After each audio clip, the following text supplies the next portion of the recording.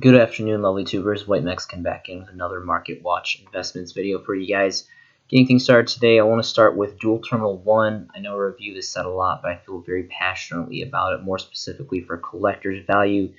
As you guys probably know, Dual Terminal has been discontinued for several years now, and Konami has not pressed any communication about remanufacturing this rarity. I think it's also safe to say this is a pretty big fan favorite rarity in the game. Going to be reviewing Dual Terminal 1 as it was the first, following, of course, the preview set, which is very expensive, very unattainable for pretty much any of the cards in that set. So, more realistically, I believe Dual Terminal 1 is going to have, the highest collector's value as opposed to, actually being able to be collected on the market here. So, I'm going to be doing some flash review prices really quick. Internet's a little slow here, so I'm not going to try to go too specifically in detail, but kind of just do a quick plethora review for you guys because, again, this is just a really great set and just kind of want to give you guys ideas to go and do your research on your own time and figure out what's going to be the best investments for you guys, curtailed specifically. So Brionic looks like it's pretty big fluctuation here between 30 and 60. Blue Eyes holding strong around 30. And I actually did look at this. It's almost, it's about 28 right now. Undyne, not really sure what's going on with this card, but it's about 15 approximately. Mistworm's been going up like crazy between 8 and 14, but it's more so like a 10 plus now. Of course, you got the rare versions of Dark Magician and Red Eyes, which are holding some pretty fat stack price points. Got super rare Arabellum and rare Elemental Hero Neos, and of course, super rare Goyo Guardian. Got Cyber Dragon, MST. I'm just trying to show you guys, like, there's some really good stuff in here. Catastor is still super cheap. This is a really good card and probably like one of the best versions in my opinion. Of course, they have the OTS tournament pack / whatever it may be. Ultimate Roach looks really nice too. This is still for a very healthy alternative, affordable alternative. It's like 2 bones for this, and it's not only dual terminal, it's rare dual terminal, and this is one of my all-time favorite level 5 synchros of all time. Really great. Pretty good. I mean, 50 stack, 10 stack, and all pretty much 10 bones. So not 10 bones, 2 bones here. So really, really great availability on this card. Really surprised this card isn't more. This is a really good pickup. So guys, definitely check out DT stuff. Next will be Dual Saga. So again, Konami has not manufactured this set. This is very unique, ultra rare, like laser beam foiling. Blue Eyes is about in between 7 and 15 here. We got Darkness, Dark Law. Got the cat over here for about 8. OG Dark Magician artwork. The dinosaur stuff's been going up, so like pretty much all versions of Dolka and Lagia have been going up. Got BLS. One of my all-time favorites specifically for this set was going to be Effect Veiler, which is ranging around 5 right now for this version, and then of course Magician Faith. Some of my favorite rarities of these 2 cards, and just really, really great. About 5 for Faith 2. Tour Guide's really great. Mizuki's kind of okay. Really like Deep Sea Diva, Fossil Dyna. Of course, Plague Spreader has been seeing some good play stuff. So, really great set. So, just definitely check out Dual Saga. I think there's great value in that. So, Battles of Legends. One thing I wanted to point out really quick. So, this was the OG Battles of Legends. I invested personally very highly in this set. I'm looking only specifically at the Secret Rares because Secret Rares are really naturally in the hierarchy of rare going to be holding the most value per se, but I just think they look really nice too. So, this was very much a transition set because this was actually a set that manufactured the holofoiling update where they, the monsters, the rank stars here, they got, holofoil and the attributes. So this was an upgrade in rarity for us here in the TCG. So a really special set in its own merit alone for that history. But what I thought was also interesting for this is, so I'm only looking at the secret rares. The first Battles of Legends only had 20 secret rares. So it was really easy to get the secret rares and pull multiples, and this was a really big deal because this is a major reprint set back in the day. If we look at the second Battles of Legends, Relentless Revenge, again, only looking at the secret rares, there was double the secret rares at 40, which is pretty insane. There are some pretty killer secret rares in this set, like Eggshell, Gamecill, probably some of my top favorites, Reincarnation, Fogblade, some really great stuff all across the board. Bamboozling. There's some reprints of Diagram, Union Hanger, another great reprint of Monster Reborn, Tornado Dragon, one of my all-time favorite rank 4s, MST basically on legs, pretty great. So we went from 20 in the OG set. There was 20, and then they doubled to 40, which was pretty incredible. I don't know why they decided to do that, but it changed the ratios like crazy. And then the third Battles of Legends, they kind of maintained with We dropped down to 33. And we got some pretty good stuff in this. I think this is still a solo print. Why it's like super expensive. It's about 75. We got a nice OG mirroring secret rare here for Bortle Sword.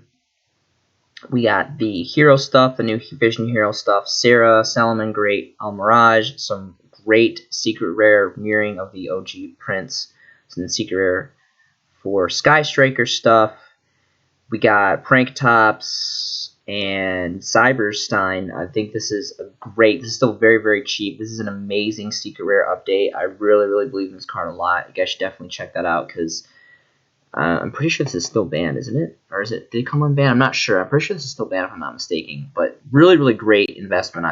This is just gorgeous. The secret rare is just amazing. So yeah, so we went from 20 to 40 to 33, and then the last Battles of Legends, Armageddon, they maintained it at 33 again. So it looks like they just mirrored the last two. So it looks like maybe that we're just going to get standard 33 now. I just thought that was really insane that they went from 20 to doubling to 40 and then down to 33. I guess the algorithm or formula that Konami is using, 33 is what they settled with. I personally liked it when there was a smaller ratio of secrets, like in the first one, because it was easier to get the secret rares that you wanted. That's just personal player preference for me. But some interesting math for you guys. Saw some great stuff, of course. Another reprint in Secret Rare, Amazing Rarity for Invocation, really popular card with all the blending factors with the Invoke stuff. Angeli, a great reprint, Secret Rare. Got a Secret Rare Jackalope. I love Danger stuff, really big in Danger Dark World stuff. And so, so just wanted to do a quick flash review of those. So all awesome sets. Battles of Legends are great sets and great investments, and I always look forward to them. Was really, really disappointed with this one. The last three were definitely a lot better, but just thought it was interesting numbers on that. So Soul Release. This is a really cool card. I want to talk more specifically about the Secret Forces Super Rare, which is the only holo print that we have in TCG. And, of course, the OG Commons as Magic Stamps. Very, very, very nostalgic, very old. We're talking about set 2 TCG, ladies and gentlemen, here. And this card can remove anything, magic, traps, monsters, and there's something about this card that I really enjoy a lot, and I just really think it's undervalued. I can't really put my mind on it, but it's just, this is a really great card, and I really like this card a lot. Of course, we got the censorship and the OCG Japanese original artwork, so they took away this pearly white dress, but here we got the censored artwork. Really curious what the first editions are looking for, because again, it's just an ancient card, under $1 for unlimited, and it's roughly about $2 if you factor in shipping for the first edition here, lightly played, 5+ pages, so plenty in the market. But another great version is, I think it's very underlooked, is the super rare version, which again is the only holo foil print that we have in TCG. Coming out of Secret Forces, another really great set that I think is really undervalued. There's a lot of cool cards in Secret Forces. I personally invested relatively heavily. I actually still have some of my sealed boxes of actually Battles of Legends Light Revenge First Edition and Secret Forces First Edition. This is the set that donned us all the, what are they called? The Necros stuff, which the Necros Ritual stuff, which was really cool. It's a big fanboy deck too. So there's something about this card, guys. I don't know. I just really like this card a lot. It's a $quarter for first edition prints of this. So, I don't know, just wanted to show this really quick. Next is going to be Gravekeepers. So, I'm a huge Gravekeepers fan. I love Gravekeepers. I think they're a really, really great deck. I have several. I think I have like 5 or 6 first edition Ultimate Commandants, a whole bunch of DT Spies.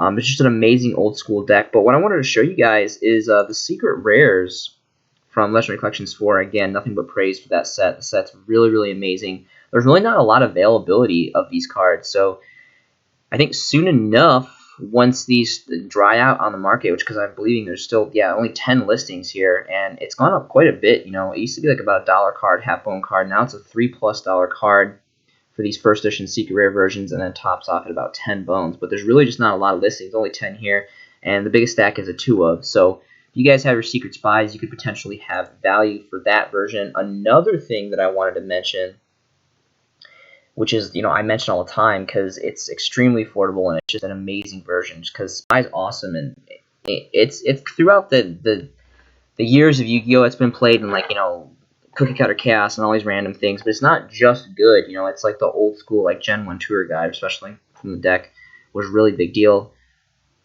Always been a big deal, but even especially back in Gen 1 Legacy era Yu-Gi-Oh! That was just huge. That was unparalleled. let's see here, and it was the dual terminal rares, which are right here, which are still super affordable. They're like under a bone. There's one fat stack left, and then it's pretty much it. There's only one page, I believe, of this, and it's pretty much gone. And I've been talking about this card over and over and over right here. Assort Mart Games, whatever you want to call this, is like a bone. There's 26 of these. I'm personally like thinking about investing in these myself, even though I have pages and pages and pages. I think almost like a binder of DT Rare Dual 26 Gravekeeper Spy, because this card just it's so amazing. I love the rarity. It's just a very, very history rich card, and I'm just a really big Gravekeepers fanboy in general. But if you look here, there's only one page, a few listings, and of course once this 26 stack is gone, it's still not really that expensive. It goes like maxes out like $3-4, but this card is just quickly, and it took years. Like I've been talking about this forever, but it's taken a long time to dwindle down. But there's definitely some very limited numbers. So I think these ones that are just under $1 for that 26 stack is very, very going to be high sought after. After I can't even talk right now. It's crazy. Anyway, so really good target. So just Gravekeeper stuff in general, it's just awesome. I may be a little biased because I just really like this deck a lot, but some food for thought. Also, I mentioned before the uncensored art for it, the uncensored artwork that kind of slipped through the cracks here. The actually original Magic Stamp, Magic Ruler versions, and I think the Dark Beginning ones as well. Yeah, Dark Beginnings. You can see they have the crucifixes, the actual crucifix cross graves here, where the actual Falling reprints only had just the tombstone gravestones here. So pretty awesome things on those two. More specifically, the original one, because it has, of course, the magic stamp for being like the original print, and also it becomes first edition. Dark Beginning was a reprint set, so they didn't have first edition. So definitely highly sought after for the original print. Next is going to be Infernities. I love Infernities. Mirage, still to this day, I believe, is a solo print. A super Shining Darkness. It's going from between 15 to 28, just insane prices. Barrier's gone up to like 18. Between 15 and 18, you got Ultimate Doom. Necromancers has always been super expensive. What I wanted to talk about more specifically is the Dual Terminal 7 rare versions of Archfiend. These are slowly starting to dry up on the market. They're 3 bones or so. For the longest time, again, kind of like Spy, they're like under a bone a piece. I remember when I was in Japan, I was picking these up like crazy because, this, just like Gravekeepers, is just a really old school, fun, I think, fanboy deck that a lot of people enjoy personally, and at least I do. And these are about 4 or 5 bones already, and there is actually 3 pages, a little bit more than I thought.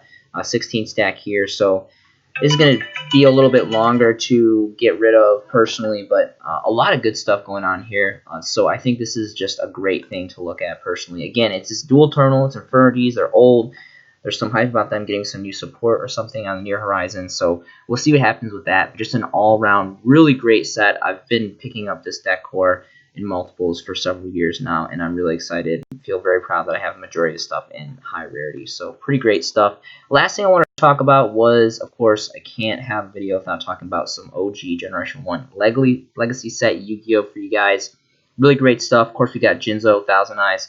Those are going to be like main, first editions exclusively. I'm only looking at the holo foils here because I'm looking at this from a standpoint of the collectors. Premature Burial has been pretty good. There's just so many. My fan favorite right here, besides Jinzo, of course, Jinzo's my favorite, as with probably many players. Jinzo's the favorite card out of this deck. But Goblin Attack Force is probably my second favorite, donning the original OG print as an Ultra. I just love the artwork, and back in the day, I used to play this beater deck with this, and like Giant Orc and Skill Drain and all this stuff, and really, really fun. Just love the artwork. One of my all-time favorite Gen 1 Ultra Rares. And it's got so much amazing history. I mean, to be a 23 beater, even though you could pretty much only use it for 1 turn, was just insane back in Gen 1 Yu-Gi-Oh! It was just really great. And the first editions are going for pretty good bread now. About 4 pages here on the market. No first editions on the first page. And the third page, we see one for about 10, 13 is probably around the starting market price for the first editions lightly played. And then the last page, quickly trickles up after that and gets some pretty expensive numbers, about 30 plus. So awesome, awesome card. Pharaoh Servant, again, I believe this was the fourth or 5th set. So very, very much part of the Generation 1 collector's market, an amazing set. So my big theory is eventually I believe a lot of the super rare and above, super ultras and secrets, first editions exclusively, I've been trying to collect more of the popular ones, but more of the like aesthetically pleasing cards and all that. But If you just look at the numbers in general, I mean, everyone knows Gen 1 stuff is just going up like crazy. And the market is just always growing. That's why I have a really big passion for this market. So just wanted to shoot a quick video for you guys today. That's all I have for you. Going to be starting a website soon. Pretty excited about it. It's been really slow process, but I'm selling a lot of stuff I got from Japan. Just, TCG, OCG cards alike. A lot of awesome stuff. Yu-Gi-Oh's been part of my life for almost 10 decades now. It's one of my favorite hobbies. I really like it really love it a lot. Been trying to make connections, been going around the greater Houston area and, meeting other people, getting other people's YouTube channels and information, and just, tournaments have been popping up here and there. I've been trying out different locals. It's been really fun. Really loved meeting different players, all around the area, and I just love Yu-Gi-Oh in general. So link below has my Facebook. If you guys want to message me, I would love to talk about anything. If you guys have comments, feedback, recommendations, just want to talk Yu-Gi-Oh in general. I'm always constantly looking for networking and new Yu-Gi-Oh friends to kind of just play with online or whatever it may be. It's just a really great time. This game brings so many amazing things to the player base, friendship, and of course the investment aspect is really fun too. So I hope you guys are making some amazing Yu-Gi-Oh investments yourself. This has been a showcasing by The White Mexican, and I will see you in the next video.